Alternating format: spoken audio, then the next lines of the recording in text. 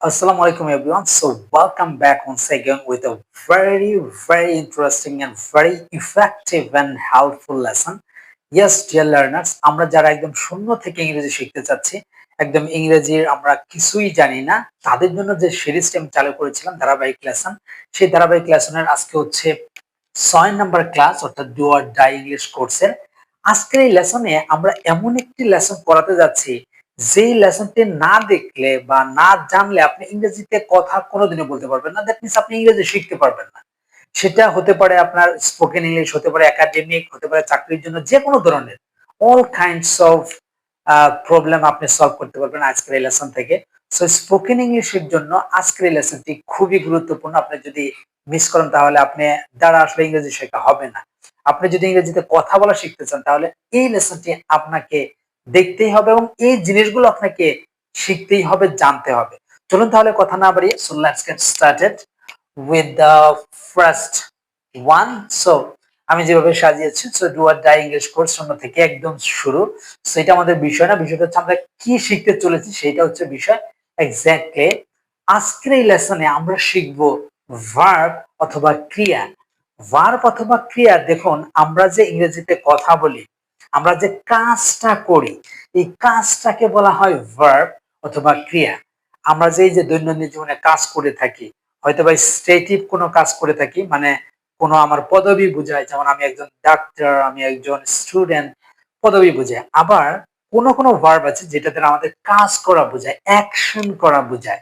মানে আপনি ইংরেজিতে কথা বলতে গেলেই এই ভার্বের ব্যবহার লাগবে, এছাড়া আপনি ইংরেজিতে কথা বলতে পারবেন না। সো ভার্ব ছাড়া ইংরেজি সেন্টেন্স মেকিংই করা যায় না, তাহলে আপনাদেরকে অবশ্যই ভার্ব জানতে হবে। সো এই জন্য আজকের এই লেসন থেকে আমরা ভার্বের ব্যবহার শিখবো। দেখুন আমি কিন্তু বলেই দিয়েছি যে আপনি যদি ভার্ব না জানলে, অর্থাৎ ভার্ব না জানলে ইংলিশ শেখা প্রায় অসম্ভব। সো ইংরেজিটা শেখাই যাবে না। ভার্ব ছাড়া ইংরেজিতে কথা বলবেন কি দিয়ে? কাজই তো এটা। আমি খেলছি, খেলছি ইংরেজি কি? প্লে। ওই যে প্লেটা আমি খেলছি, কাজ, ওইটা একটা ভার্ব। সো যাই হোক, সো ভার্ব অথবা ক্রিয়া আমরা এই লেসন থেকে জানবো।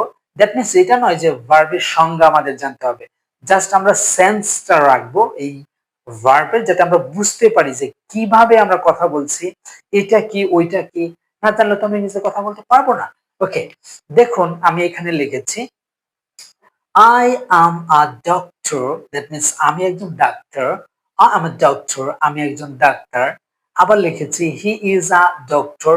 সে একজন ডাক্তার, অথবা সে হয় একজন ডাক্তার। এটাতে যদি আমি এটা বলতাম যে আমি হই একজন ডাক্তার, তাও চলবে। তারপরে লিখেছি কি they are doctors. তারা হয় ডাক্তার। They are doctors. তারা হয় doctor. I was a doctor. দেখুন I was a doctor. আমি ডাক্তার ছিলাম। একসময় আমি ডাক্তার ছিলাম, এখন রিটায়ার্ড হয়েছে বা এখন আর নেই, কোন একটা ব্যাপার। So I was a doctor. আমি ডাক্তার ছিলাম। They were doctors. তারা ডাক্তার ছিল। And they learn English. তারা ইংলিশ শেখে। They learn English. তারা ইংলিশ শেখে। সো এই সাইডেরটা আগে খেয়াল করুন, পরে আমরা এই সাইডে যাচ্ছি। সো দেখুন আই এর পরে এম, রেড সিগন্যাল দেওয়া আছে। এই এম, এটি একটি verb. So I am a doctor, আমি একজন ডাক্তার। দেখুন এই সেন্টেন্সটা বলতে গেলে আমাকে এম ব্যবহার করতে হচ্ছে। এই এমটা হচ্ছে একটি ভার্ব। তাহলে আপনি যদি এই এমটা নাই বুঝেন যে এটা একটা ভার্ব, এটা দিয়ে বাক্য তৈরি করতে হয়, তাহলে আপনি কিভাবে ইংরেজিতে কথা বলবেন, তাই না? সো এম এখানে ভার্ব, ইজ এখানে ভার্ব, আর এখানে ভার্ব, ওয়াটস এটি একটি ভার্ব, ওয়ার এটি একটি ভার্ব, লার্ন এটি একটি ভার্ব। এখন বিষয়টা হচ্ছে এটা না হয় জানলাম যে ভার্ব, আমাদের এই লেসনটা কাজে দিবে কিভাবে? এক্স্যাক্টলি এগুলোকে কোন ভার্ব বলা হয়, এই বিষয়টা আপনাকে জানতে হবে, না হলে আপনি ইংরেজিতে কথা বলতে পারবেন না। ঠিক আছে, তাহলে কি এই ভার্ব গুলো কি আমরা জানবো, তার আগে আমরা এই সাইটে কিছু ভার্ব লিখেছি সেটা একবার জেনে নেওয়া যাক। সো দেখুন আই এম লার্নিং, আমি শিখছি। I am learning, আমি শিখছি। They are learning, তারা শিখছে। I was learning, আমি শিখছিলাম। They were learning, তারা শিখছিল। He or she is learning, সে শিখছিল। সরি, সে শিখছে। বাংলাটা ভুল এসেছে, sorry for that. He or she is learning, that mean সে শিখছে, শিখছিল না, সে এখন শিখছে। যাই হোক, এই যে এখানে যে কিছু ভার্ব দেখতে পাচ্ছেন, আন্ডারলাইন করা একটা আছে, আবার রেড সিগন্যাল আছে। এখানে দুই ধরনের ভার্ব আছে। দেখুন এম, এটা একটা ভার্ব, আবার লার্ন থেকে লার্নিং করছি, এটা একটা ভার্ব, এটাও কাজ করা বোঝাচ্ছে। অনুরূপভাবে আর, এখানেও কিন্তু আসিল আর, তাই না? বাট এখানে আন্ডারলাইন করেছি কেন, এটাই তো বিষয় আমাদের জানার। দেখুন এম এবং লার্নিং দুইটা ভার্ব, আর এবং লার্নিং এখানে এটাও ভার্ব। সো এখানে দেখুন ওয়াচ এবং লার্নিং আছে, এই ওয়াচটাও ভার্ব, লার্নিংটাও ভার্ব। অনুরূপভাবে ওয়ার এবং লার্নিং, সো এখানে দুইটা ভার্ব। এখানে ইজ এবং লার্নিং, এখানেও দুইটি ভার্ব। সো এখানে আমরা জানলাম। এবার দুইটা পার্থক্য আমরা দেখতে পাচ্ছি এখানে এবং এখানে, দুইটার মধ্যে কি বেসিক পার্থক্য রয়েছে দেখুন। এম, এম এর পরে আর অ্যানাদার কোনো ভার্ব কিন্তু নাই। এই সাইডে দেখুন তো এম, এই যে আন্ডারলাইন করা অংশ, যে এটা আন্ডারলাইন করি নাই, হয়তো ভুলে গিয়েছি, এটাও আন্ডারলাইন করা থাকবে এবং এটা রেড সিগন্যাল হবে।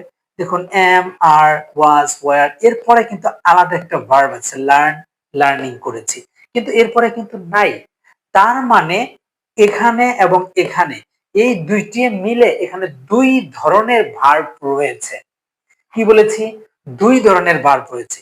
এই দুই ধরনের ভার্ব কি সেটা আমাদের জানতে হবে। চলুন একটু দেখে নেই এখানে কোন দুই ধরনের ভার্ব রয়েছে, যেটা আমাদের জানা দরকার, না হলে আমরা ইংরেজিতে কথা বলতে পারবো না। Sorry for that. এখানে আমরা দেখবো এবার কি দুই ধরনের ভার্ব রয়েছে, দেখি আমরা একটু। এই তো এখানে দুই ধরনের ভার্ব আছে। কি কি ভার্ব আছে দেখুন, একবার আমি এখানে লিখে দিয়েছি। এই যে এম, কিছুক্ষণ আগে দেখালাম যে এম, ইজ, আর, এই সাইডে এবং এই সাইডে কিছু ভার্ব। এই সাইডে আবার দুইটা ভার্ব আছে, ওই হিসাব বাদ দেন। এই এখানে এবং এখানে, এখানে দুই ধরনের ভার্ব আছে। তাহলে এখানে যে ভার্ব গুলা am, is, are, was, were, learn, এই ভার্ব গুলোকে আমরা জানবো কি ভার্ব। তার আগে বলছি যে আমাদের দুই ধরনের ভার্ব, সেই দুই ধরনের ভার্বটা কি? একটা হচ্ছে মেইন ভার্ব, আর একটা হচ্ছে হেল্পিং ভার্ব। দ্যাট মিন্স এই সাইডে যতগুলো ভার্ব আছে, এই যে am, is, are, was, were, learn, এগুলোকে বলা হচ্ছে main verb. So at the same time আমরা আবার হেল্পিং ভার্ব বলছি, মানে সাহায্যকারী যে ক্রিয়া বা সাহায্যকারী ভার্ব, সেগুলোকে বলছি আমরা। এখন সাহায্যকারী ভার্ব কোনগুলো দেখুন, আবার বলেছি এই যে আন্ডারলাইন অংশ দেখুন, এম, ইজ, আর, এখানে ওয়াজ, তারপরে were, am, is, are, was, were, এগুলোকে বলছি হেল্পিং ভার্বস। মাথাটা ঘুরে যাচ্ছে না কেন? দেখুন একটু একটু খেয়াল করুন যে মেইন ভার্ব বলছি am, is, are, was, were বা লার্ন, এগুলোকে আমি মেইন ভার্ব বলছি। আবার এখানেও তো am, is, are, was, were আছে, আবার এগুলোকে আমরা হেল্পিং ভার্ব বলছি। বিষয়টা একটু কমপ্লিকেটেড হয়ে গেল না? এক্স্যাক্টলি 1 মিনিটের ব্যাপার, 1 মিনিট না 30 সেকেন্ডের ব্যাপার এই বিষয়টা কমপ্লিট করতে। সো দেখুন এখান থেকে কি পার্থক্যটা রয়েছে আমরা একটু জানবো। দেখুন আমি আগেই বলেছি যে এখানে এম আছে, কিন্তু এম এর পরে কোনো ভার্ব আছে নাই। তাহলে এখানে এম একটা মেইন ভার্ব হিসেবে কাজ করছে, মানে স্টেটিভ ভার্ব হিসেবে কাজ করেছে। মানে কি, এখানে আমি কি ছিলাম, আমার পদবিটা বোঝাচ্ছে। যেমন আই এম এ ডক্টর, আমি একজন ডাক্তার, আমি হই একজন ডাক্তার, দ্যাট মিনস এটা মেইন ভার্ব হিসেবে কাজ করেছে ইজ, এম, এবং ইজ ও এখানে মেইন ভার্ব, কারণ এরপরে আর কোনো ভার্ব নাই, তাহলে এটা মেইন ভার্ব। এবার এই সাইডে দেখতে পাচ্ছেন এম আন্ডারলাইন করা অংশ, ইজ আন্ডারলাইন, আর আন্ডারলাইন, এই যে আন্ডারলাইন করা অংশ, এগুলো হচ্ছে আমাদের হেল্পিং ভার্ব। এই জন্য লিখেছি। কেন হেল্পিং ভার্ব? সাহায্যকারী ভার্ব কেন বলছি? হেল্প মানে কি, সাহায্য করা। ইনি কি করছে, এই যে লার্ন আছে, লার্নিং, এই ভার্বটাকে সাহায্য করেছে। ঠিক আছে, তার মানে এটাকে যেহেতু সাহায্য করেছে, তাহলে এটা হেল্পিং ভার্ব, ও এর হেল্প করছে, রাইট? এই জন্য এমটা এখানে হেল্পিং ভার্ব, কারণ এর ডান সাইডে একটা মেইন ভার্ব আছে। ঠিক আছে, ও একাই যখন থাকবে তখন মেইন ভার্ব হিসেবে কাজ করবে। দেখুন এখানে এম, ইজ, আর একাই, এর পাশে কোনো মেইন ভার্ব নেই বা আদার্স কোনো ভার্ব নেই, তাহলে এটা মেইন ভার্ব। আর যখন এম দেখুন একটা আছে, এরপর আবার আরেকটা ভার্ব আছে, তার মানে এটা হেল্পিং ভার্ব, এটা আমাদের মেইন ভার্ব। অনুরূপভাবে এটা হেল্পিং ভার্ব, এটা মেইন ভার্ব, এটা হেল্পিং ভার্ব, এটা মেইন ভার্ব, এটা হেল্পিং ভার্ব, এটা হেল্পিং ভার্ব, তাই না? তার মানে কি জানলাম আমরা, যে am, is, are, was, were কখনো কখনো মেইন ভার্ব হিসেবে কাজ করে, আবার কখনো হেল্পিং ভার্ব হিসেবে কাজ করে। হেল্পিং ভার্ব কখন কাজ করে? যখন এই ভার্বের পরে যখন আনাদার কোনো ভার্ব থাকে, মেইন ভার্ব থাকে, তখন এটা হেল্পিং ভার্ব হয়ে যায়। দেখুন ইজ এর পরে লার্নিং, এই ইজটা তাহলে হেল্পিং ভার্ব, এটা হচ্ছে আমাদের main verb.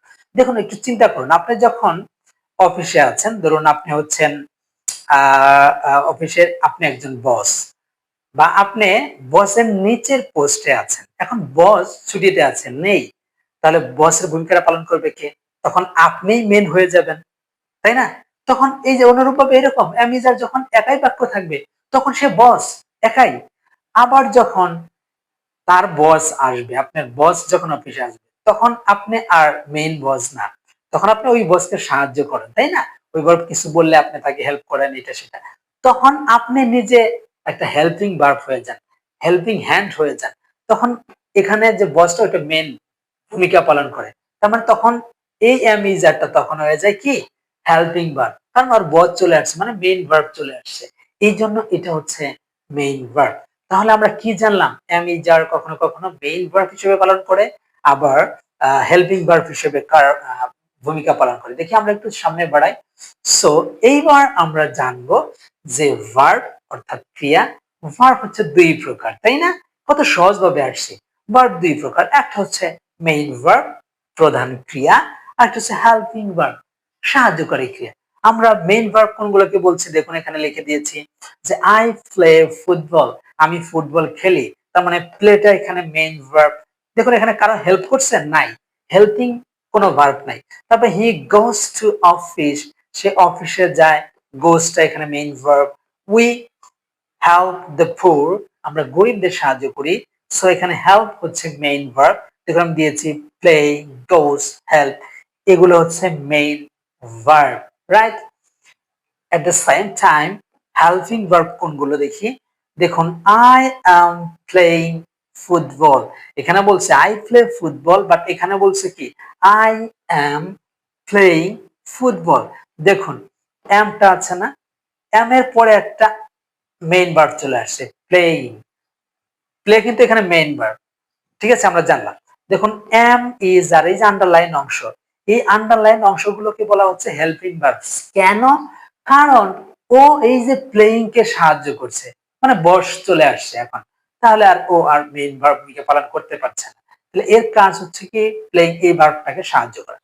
I am playing football, আমি ফুটবল খেলছি। He is going to office, এখানে গোয়া ছিল, যখন আমরা হেল্পিং ভার্ব নিয়ে আসছি, he is going to office, সে অফিসে যাচ্ছে। তারপরে we are helping the poor, আমরা গরিবদের সাহায্য করছি। আরটা এখানে হেল্পিং ভার্ব। এম ইজ আর, দেখুন লিখে দিয়েছি এটা হেল্পিং ভার্ব। বাট এখানে যদি এমন হতো এম ইজ আর ব্যবহার হয়েছে, তখন এরকম মেইন কোনো ভার্ব নাই, তখন এম ইজ আরই একটা মেইন ভার্ব হিসেবে কাজ করবে। যেমন আমি যদি বলি দিস ইজ আ পেন, এটি হলো একটি কলম। দেখুন this is a pen, this is এর পরে কোনো ভার্ব আছে এরকম? প্লে বা প্লেইং বা এরকম কোনো গো ওয়াচ এরকম নাই, তখন এখানে ইজটা মেইন ভার্ব। আশা করি বুঝতে পেরেছেন। সো এই বিষয়টা যদি আপনি ক্লিয়ার হতে পারেন, তাহলে আপনার কাছে ইংরেজি একদম পানির মতো সহজ হয়ে যাবে, ঠিক আছে? সো আপনি সবকিছু কিছুই বুঝতে পারবেন। সো এবার আমরা একটু দেখি যে আমরা যে হেল্পিং ভার্ব আমরা একটু জেনে নেই। ওই সাইডে তো আমরা একটু দেখলামই যে সরি, এখানে যে আমরা দেখলাম মেইন ভার্ব এবং হেল্পিং ভার্ব। হেল্পিং ভার্ব কিন্তু কয়েকটা লিখেছি, এম ইজ আর, তো আর তো নাই আমাদের।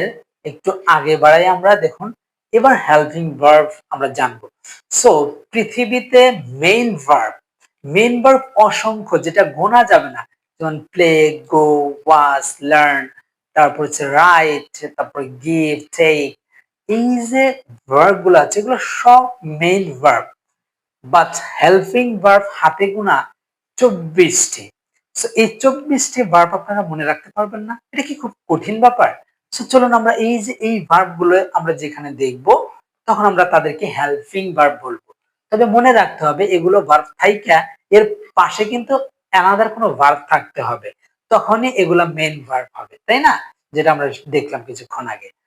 দেখি তাহলে am is are helping verb আমরা শিখতেছি, এম ইজ আর। আবার এম ইজ আর কখনো কখনো মেইন ভার্ব হয় যখন ইনি একাই বাক্যে ব্যবহার হয়, এটা আপনারা বুঝে গিয়েছেন। So am is are, was were, have, has, had, do, does, did। এখানে কয়েকটা লিখেছি। এবার এই সাইডে কিছু লিখেছি, একটু ভাগ করেছি।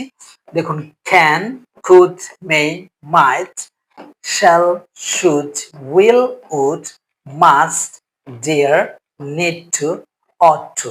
এই যে কয়েকটা ভার্ব, ঠিক আছে, এই কয়েকটা ভার্বকে আমরা হেল্পিং ভার্ব বলেছি। ঠিক আছে, আমরা বলছি 24টা, এখানে একটা ভার্ব শর্ট আছে, ওই ভার্বটা আমাদের লাগে না। ঠিক আছে, ইউজ টু আমরা সচরাচর ব্যবহার করি না, তারপরেও মানে কখনো কখনো করি, লিখে দেওয়াই ভালো ছিল। ইউজ টু বলে দিলাম, আমি অভ্যস্ত থাকি এরকম। তাহলে am, is, are, was, were, have, has, had, do, does, did। আর এই সাইড হচ্ছে can, could, may, might, shall, should, will, would, must, dare, need to, ought to এবং used to আছে একটা। এই ভার্ব গুলো জানলে আপনার ইংরেজি শেখাটা একদম পানির মতো হয়ে যাবে, একদম সহজ হয়ে যাবে। এখন আমরা এইগুলো শিখে ফেললাম। সো আজকের লেসনটা আমি এই পর্যন্ত শেষ করতে চাচ্ছি, কেননা এই লেসনটি অনেক বড় হয়ে যাচ্ছে। আমরা খুবই শর্টের মাধ্যমে শিখবো, মানে ছোট ছোট করে, যাতে আমাদের ধৈর্যটা থাকে, আমরা বুঝতে পারি। সো এনিওয়েজ, এই হেল্পিং ভার্ব দিয়ে আমরা আগামী ক্লাসে ট্রাই করব প্রত্যেকটি ভার্ব দিয়ে কিভাবে বাক্য তৈরি করতে হয়। এইগুলো ভার্বকে বলা হয় সাধারণত প্রাইমারি অক্সিলারি ভার্ব। হেল্পিং ভার্বের মধ্যে দুই ধরনের ভার্ব আছে, এটা হচ্ছে প্রাইমারি হেল্পিং ভার্ব, আর এগুলো বলা হচ্ছে মডাল হেল্পিং ভার্ব। সো এগুলো না জানলেও চলবে, আমরা এগুলো দিয়েও বাক্য বানানো শিখবো। আবার এগুলো ধরে ধরে তো ক্যান, কুড, মে, মাইট এর প্রত্যেকটি ব্যবহার দিয়ে আমি বাক্য তৈরি করা শিখাবো ধীরে ধীরে, গ্রাজুয়ালি। ঠিক আছে, সো আজকে এ পর্যন্তই। আমি I don't want to make it more longer. আর আগামী লেসনে আমরা মেবি দেখি কোন একটা ভালো লেসন নিয়ে আসতে পারি কিনা, সেটা হচ্ছে টেন্সের উপরে।